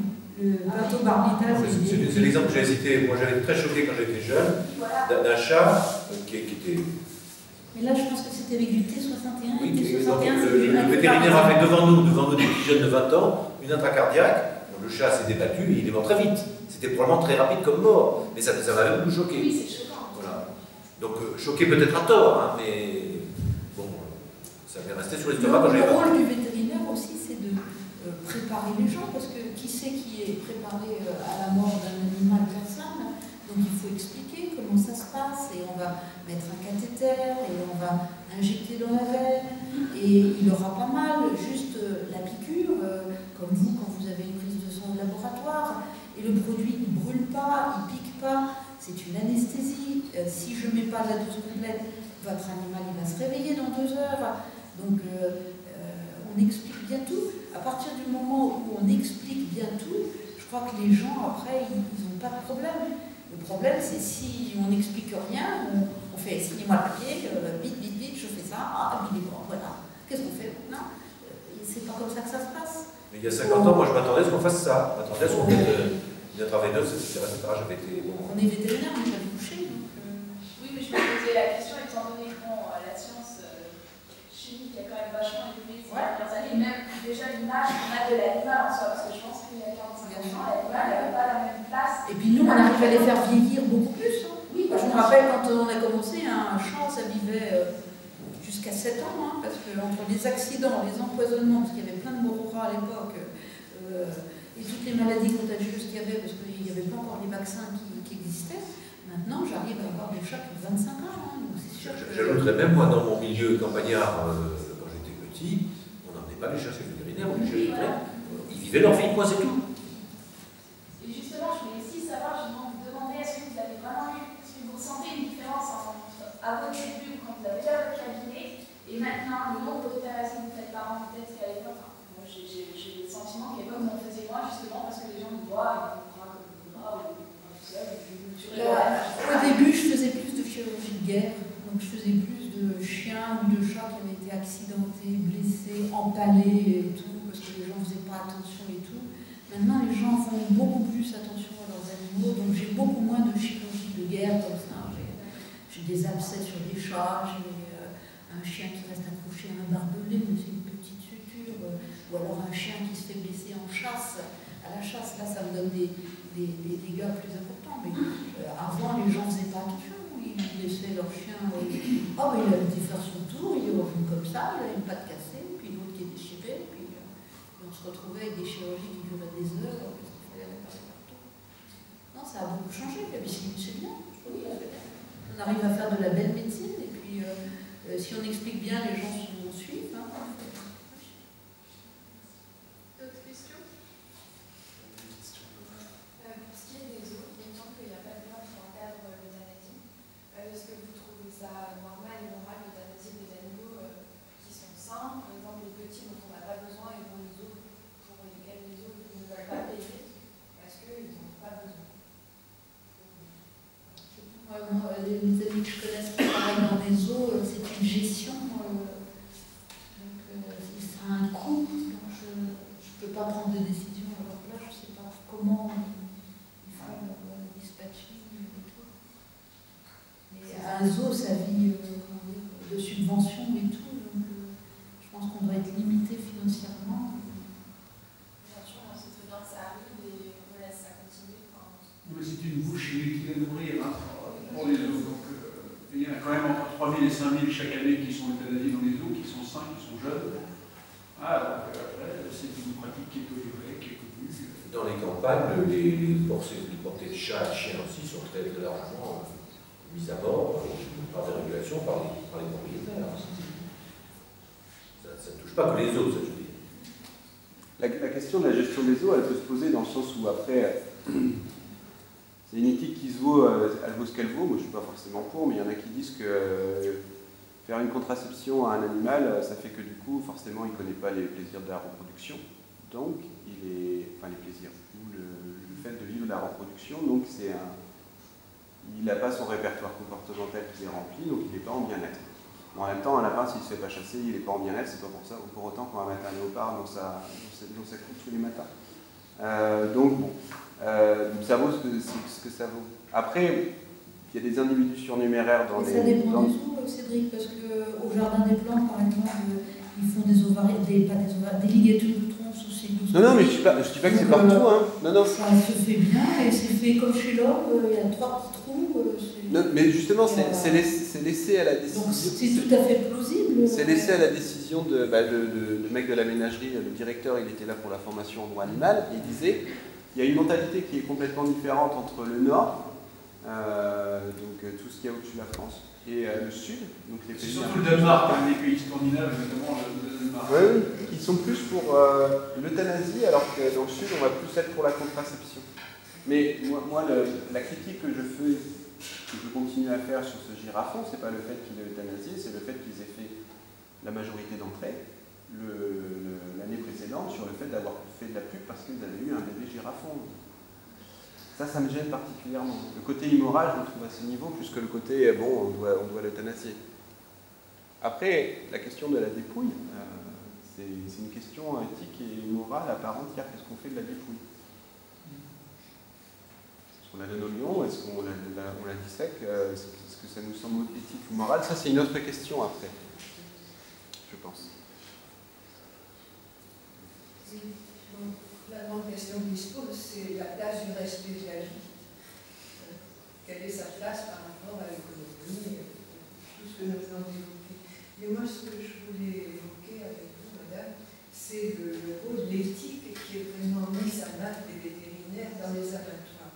J'entends bien votre éthique telle que vous la mettez en pratique dans le but d'épargner, d'éviter la souffrance du vétérinaire. Et c'est vrai que l'abattoir est un lieu de grande souffrance, donc je pense que pour les vétérinaires d'abattoir, ça doit être une attitude, un rôle, une présence très paradoxale et sans doute assez douloureuse. Alors, il y a le problème de l'abattage sans étourdissement. Il faudra bien qu'un jour on aborde avec sérénité et respect le problème éthique et sensible que cela pose, mais il y a encore autre chose. Il y a un monsieur qui est alsacien, qui a été visiteur d'abattoir, il s'appelle Jean-Luc Daube, il a écrit un livre qui s'appelle C'est bête qu'on abat, et il a vu l'exemple d'animaux, alors ce n'était pas dans les processus d'abattage, c'était des animaux qui arrivaient blessés ou qui se blessaient en arrivant à l'abattoir, mais blessés gravement, au point qu'on les laisse dans un coin, sachant qu'ils agonisent sans eau. Et là, je me dis, pourquoi est-ce que le vétérinaire qui était forcément sur le lieu n'a pas accéléré, raté sa fin? J'ai fait 10 ans d'abattoir, à l'abattoir de Agneau, donc je sais très bien comment ça se passe. Quand on a un animal qui arrive blessé dans une bétaillère, il passe tout de suite sur la chaîne. Donc on ne le laisse pas souffrir. Écoutez, là, si je vous dis, c'est que ce monsieur, justement, est témoin de cas où rien n'a été fait. Alors, bravo, tant mieux qu'il y a il y a des abattoirs qui, je sais pas comment dire, c'est comme partout pareil. Vous avez des abattoirs qui fonctionnent bien. Et moi, je sais qu'à Agneau, il y avait une visite sanitaire à 4 h du matin pour les bêtes avant qu'elles passent sur la chaîne à 6 h. Et donc, on inspectait tous les animaux pour voir s'ils n'étaient pas malades, blessés, s'ils avaient suffisamment eu à boire, à manger, etc. etc. Ensuite, pour l'abattage, si l'abattage est fait tout à fait correctement, avec étourdissement, et les vétérinaires se sont prononcés lors de leur congrès le 24 novembre sur un étourdissement obligatoire pour les animaux qui sont abattus de façon rituelle, halal, juif, et donc on attend que la loi change.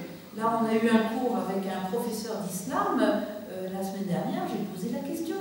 Est-ce que dans l'islam, il y a quelque chose de marqué qui puisse interdire qu'on étourdisse l'animal avant d'être saigné?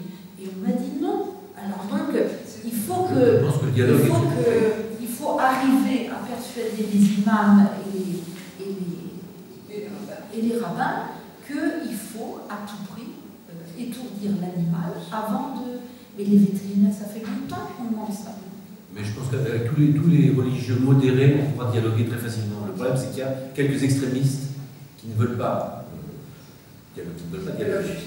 Ensuite, le deuxième loi qui avait en France donné davantage de respect à la souffrance de l'animal, donné davantage de droit à l'animal à ne pas souffrir, est-ce que cette dérogation pour les traditions religieuses ou autres est valable? Pour l'instant, elle est légalement valable. Il faut changer la loi. Il faut changer la loi. Éthiquement valable. Mais non. Non, éthiquement, non. Mais les vétérinaires se sont prononcés contre ça. Mais il faut changer la loi. Par contre, c'est très bien, il y a un débat, mais c'est pas vraiment le sujet d'aujourd'hui, les conditions d'abattage dans la production de la viande. Là, on se concentre plus sur l'euthanasie dans une optique vétérinaire ou de recherche. L'abattage, c'était plus le sujet de... Ça semble en tout cas le sujet beaucoup plus vaste que ce qu'on a débattu aujourd'hui. Oui. C'est juste pour recentrer le débat sur ce qui nous concerne. Si le travail est fait correctement, il n'y a pas de problème. Non, c'est juste ça. Oui, non. Parce que des vétérinaires en abattoir, il y en a. On n'est pas assez nombreux, mais il y en a. Maintenant qu'il y a des abus, bien sûr, regardez le laboratoire qui a été fermé il y a quelques temps, parce qu'une association a présenté des images, il y a des abus, malheureusement. Oui, mais les images, c'était pas de cette période-là, elles dataient d'il y a 6 mois. Il y a des abus partout. Et entre-temps, il y a eu une inspection vétérinaire de fait. Je crois qu'il y avait une question là-haut. J'ai travaillé en tant que dans un centre de sauvegarde de la faune sauvage, donc j'ai récupéré notamment des oiseaux. Et par exemple. Tout ça, à la petite pierre Non, vers Grenoble. Ouais. Et parfois, donc, on leur a amené des oiseaux qui pouvaient être autant des pigeons que des rapaces ou des grands-ducs. Et on travaillait donc avec un vétérinaire. Et par exemple, se posait la question de soigner, par exemple, le pigeon qui avait une fracture ouverte ou alors un grand-duc, par exemple. Et là, il y a la question de savoir est-ce qu'il est éthique d'euthanasier un pigeon parce qu'il a moins de valeur au niveau écologique ou parce qu'on va moins assumer de pays. Le problème, c'est la fracture ouverte. La fracture ouverte, ils n'arrivent pas à récupérer parce qu'il faut les mettre sous antibiotiques et tout. Et un pigeon, une fois qu'il sera. Il ne prendra pas ses médicaments comme un chien ou un chat qu'on prend comme médicament. Fracture ouverte, c'est un mauvais. La question qu'elle pose, c'est est-ce qu'une espèce. Est-ce qu'une espèce a plus de valeur que d'autres? Voilà, parce que la question de la santé du prix, est-ce qu'on va payer? Oui, mais non, je suis d'accord. Alors, le grand-duc, l'avantage du grand-duc, c'est qu'on va le protéger parce qu'il va être réintroduit dans la faune sauvage et donc il a une valeur pour ça. Le pigeon, il y en a plein, des pigeons, mais ça ne veut pas dire qu'on ne soignera pas. Pour répondre à la question, c'est un autre problème, mais on peut considérer qu'il y a une survalue pour un animal en voie de disparition. Oui, parce que le pigeon allait être euthanasié, vous euthanasiez les pigeons plus facilement. Plus facilement, tout à fait. Alors c'est un autre problème, c'est qu'il y a une certaine valeur éthique, mais c'est plus la même éthique, c'est une éthique cette fois-ci de l'espèce, de protéger les espèces en voie de disparition. C'est plus la solution d'individu. Si on peut le sauver, on va le sauver. C'est un autre problème, mais qui est de balancer la disparition de l'espèce par rapport à une espèce commune. Je pense qu'il y a aussi une nécessité éthique de ce côté-là, mais c'est plus du tout ce qu'on a discuté jusqu'à présent. Mais sinon, on nous apporte des pigeons et on les soigne. Et puis après, on ouvre la porte pour les marches. Ben voilà, ça dépend si c'est grave. Tout ce qui est soignable, on soigne. Non, c'est vrai, parce que quel intérêt j'ai à endormir un animal? Mon intérêt, c'est de pouvoir voler. D'autres questions? Oui, peut-être que je ne vais pas pouvoir la poser, je ne sais pas. Mais il y a quelques semaines, on avait un débat ici même sur les campagnes qui sont en train d'être montées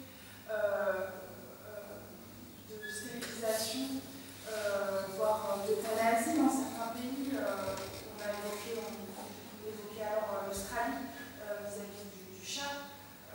Sauvage qui fait beaucoup de dégâts sur la biodiversité. Ils ont décidé d'en mettre un an à peu près 10%, parce qu'il fait quand même 3 millions de chats en Australie. Et de plus en plus, on entend dans la loi, c'est acté, le maire a la possibilité, comme vous l'avez rappelé tout à l'heure, du préfet, d'ordonner une campagne de stérilisation, du moins de stérilisation pour le moment. Je voulais savoir ce que vous en pensez, peut-être de votre côté, est-ce que c'est possible, parce qu'on fera appel à vous, professionnel vétérinaire.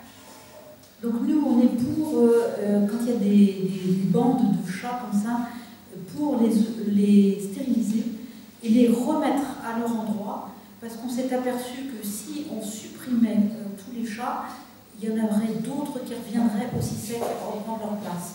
Tandis que s'ils sont sur place, ça évite, comment dire, les portées. C'est-à-dire qu'ils sont aux alentours, des animaux qui sont aux alentours. Parce que s'il n'y a pas assez de nourriture, il n'y a pas de portée. Il y a moins de petits dans les portées, et ainsi de suite. Ça s'adapte au milieu. Si je peux me permettre, par contre, à court terme et même moyen terme, ça ne change rien à la surpopulation de chats. Mais non, mais si on a une population qui est stable, on la laisse. J'ai donné un article à Cédric sur en Italie, il y a toute une politique et les gens nourrissent les chats et tout. Ils ont tous été stérilisés et tout. Il ne faut surtout pas les retirer de leur milieu. Parce que si on les retire, il y en a d'autres qui reviennent aussi secs. Tandis que si on les remet à leur place, tous les chats qui sont aux alentours produisent moins. Et donc on a moins de problèmes. Il y avait une association qui s'appelle l'École du chat libre, je ne sais pas si elle existe encore, qui faisait ça en France, je ne sais pas si elle existe toujours. Mais alors, ça, c'est une première question concernant les chats. Votre question est plus vaste. C'est est-ce que l'homme doit intervenir quand il y a des surpopulations de certaines espèces comme des, entre guillemets, oui, ou des animaux qui en Australie nuisent à la faune locale, etc. Ça, c'est pas de gestion de la faune, c'est un tout autre problème. Et de toute évidence, il faut qu'il y ait une certaine gestion de la faune. Je suis tout à fait contre la chasse d'agrément, mais quand une espèce devient trop proliférante, je pense qu'il y a des moments où l'homme doit intervenir. Donc ça, c'est encore un autre problème. En tous les cas, on s'est aperçu qu'il valait mieux les stériliser, le mettre à leur place, que de les euthanasier. La question se pose par exemple pour les cochons grillés en France, par exemple. L'homme a croisé sanglier avec des cochons, donc il y en a beaucoup. Et ça pose un certain nombre de problèmes de gestion, d'agriculture, etc. Donc, sans être pour la chasse, je suis contre la chasse d'agrément, mais on peut penser qu'il peut y avoir une certaine régulation de la population quand même. Soit par des pilules contraceptives, ça, la question se discute. Oui, je voudrais revenir sur le point de l'euthanasie tout simplement, sur le fait que chez l'humain, l'euthanasie, en fait, déjà, il n'est pas en Europe, en tout cas, il n'est pas présent dans tous les pays, il y a quelques-uns des pays qui le font, comme le Luxembourg, la Belgique ou les Pays-Bas. La Suisse. En Suisse, c'est suicide assisté, mais c'est pas l'euthanasie. Et donc, sur la question, c'est que, en fait, l'euthanasie, elle se fait quand le patient est dans une situation qu'il préfère, insupportable, et que le patient l'a demandé. Donc, un consentement du patient, c'est réitéré, c'est souvent redemandé. En ce qui concerne l'animal, par l'humain, on peut le qualifier d'agent moral, c'est-à-dire que l'humain, il est responsable de ses actes. L'animal, ce qu'on peut lui donner comme statut, ce qui est discuté, c'est est-ce que c'est peut-être un patient moral? Et dans ce cas, il se doit de responsabilité vis-à-vis de lui, même si lui ne peut pas assumer sa responsabilité. Dans ce cas-là, est-ce que la question morale qu'on doit se poser vis-à-vis de l'animal dans l'euthanasie, ce ne serait pas minimum, une fois qu'il souffre trop, une fois que c'est insupportable, là on arrête, mais dans tous les autres cas, il n'y aurait pas vraiment de raison d'arrêter, puisque ce serait la sensibilité, le fait qu'on a une responsabilité vis-à-vis de lui, que lui ne peut pas exprimer ses choix, ce serait plutôt dans la souffrance, dans la douleur insoutenable de ne pas arrêter sa vie, pas dans tous les autres cas. Comme c'est fait. Oui, mais je t'ai dit, tu vois, si tu as un berger allemand qui est paralysé, par exemple, tu fais comment et que tu habites au premier étage, tu le portes 4 fois, 5 fois par an. Si on prend comme un patient moral, et patient moral dans la société humaine, des personnes qui... Et là, tu vois, les gens demandent l'euthanasie de leur chien parce que c'est invivable. Un chien qui fait pipi partout, un berger allemand qui fait pipi partout. Alors peut-être qu'on est dans un rôle qui est mieux et pas forcément l'euthanasie. Est-ce que c'est une solution juste parce que c'est tout simple? Pour moi, tu vois, en tant que veto, c'est est-ce qu'un chien est un chien quand il est paralysé? C'est la question de l'animal, on va se poser quel est l'animal. Là, il y a une double considération entre l'animal domestique et l'animal de recherche, par exemple, c'est que l'animal de recherche, on ne va pas continuer à le garder, il y a des points limites à partir du moment où cet animal dépasse les points limites, quel que soit le protocole qu'on a investi dedans, c'est-à-dire même s'il coûte cher, on doit le mettre à mort. Ça touche les rats et les souris. Pour les chiens et les chats, ça peut se discuter. Ah, oui, c'est vraiment toi, j'ai jamais vu les diapos sur les chats et les chiens. C'est vrai que j'ai vu pour lapin, souris. Et par contre, pour l'animal domestique, ça reste un bien, et c'est vrai que... D'où ma question, pourquoi c'est pas Pourquoi on n'a pas une grille de points limites pour les animaux domestiques qui disent que, quel que soit l'avis du propriétaire, le vétérinaire ne peut pas prendre une décision qui soit pour ou contre. Je pense qu'il y a la liberté des gens. Je peux pas agir contre eux. Il faudrait changer la loi. Donc il faudrait travailler sur la conception de l'animal et plutôt là-dessus. Parce que si on donne des animaux aux personnes qui sont des propriétaires, c'est eux qui ont la responsabilité morale de l'animal, donc ils peuvent en faire exactement ce qu'ils veulent. Mais moi j'essaye de persuader, mais je peux pas. Mais l'animal reste un bien. Pardon. Traité comme un bien.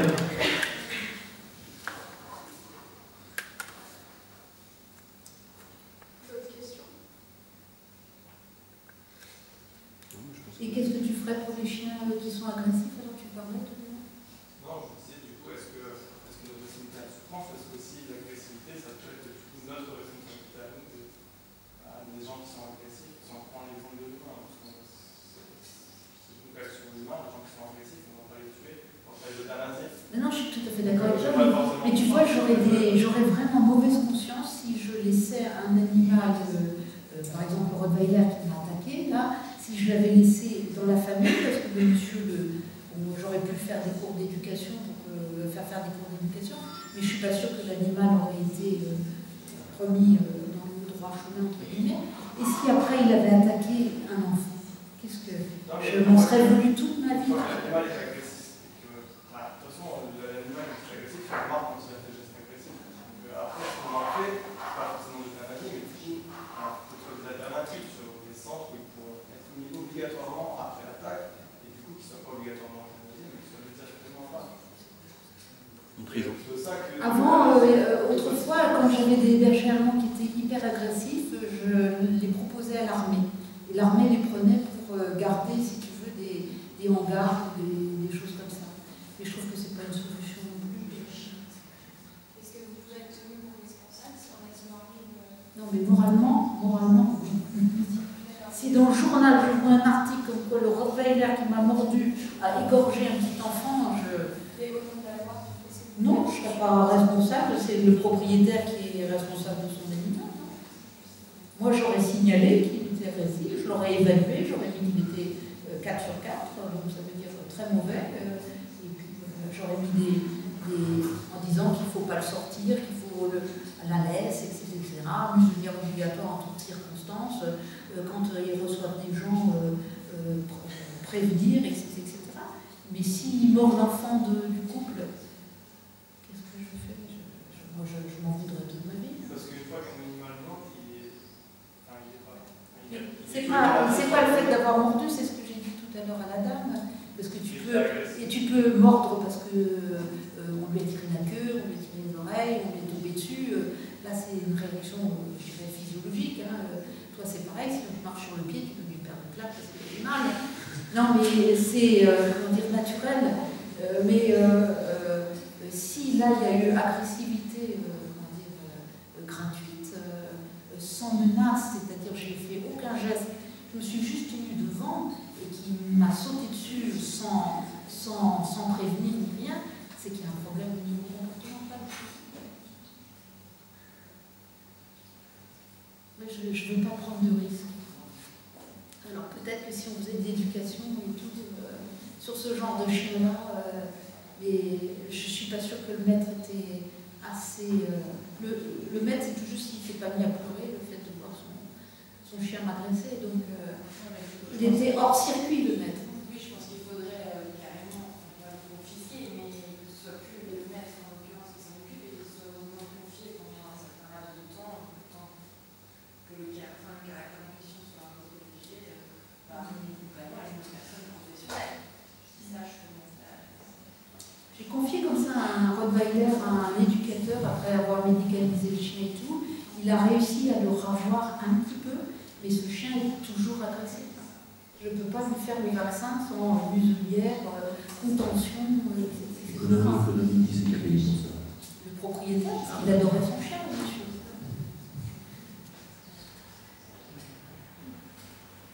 Il n'y a plus de questions? Je crois que je vous remercie pour votre attention. J'espère que ça vous a fait. Bonne soirée. vous voulez un avant-goût des...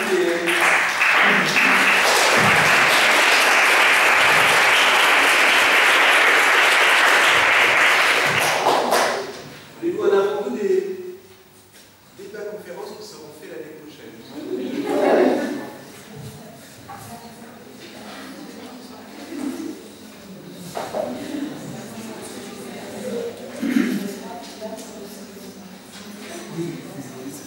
Alors, l'année prochaine, on traitera de la capacité. Donc, du coup, l'année prochaine, on traitera de la capacité des CPC, puisque c'est vraiment l'actualité.